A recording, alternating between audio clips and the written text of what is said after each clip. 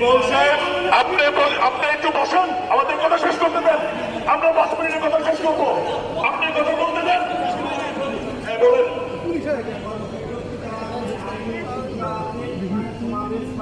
এটা কোনো সমাবেশ নয়, এটা কোনো সমাবেশ নয়। আমাদের গরু আমি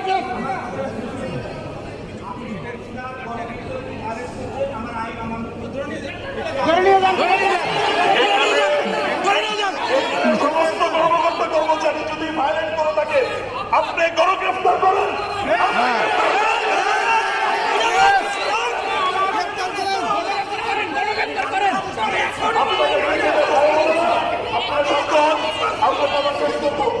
আমরা কথা শেষ করবো।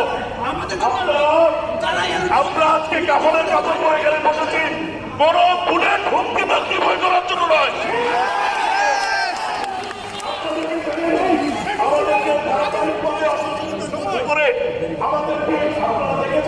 গতকালকে আমরা অত্যন্ত ভালো মুডে ছিলাম।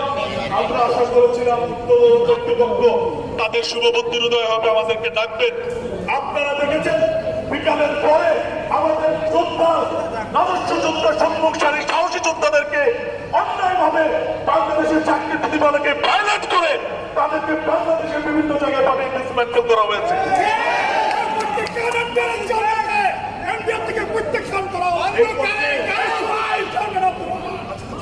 এই পর্যায়ে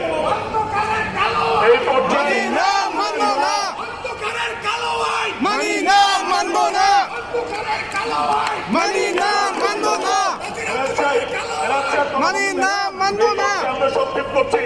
একটু আগে আমাদের প্রেস রিলিজ শুনেছেন, আপনারা আমাদের ভাই বোন, আমাদের 13,000 কর্মকর্তা কর্মচারী।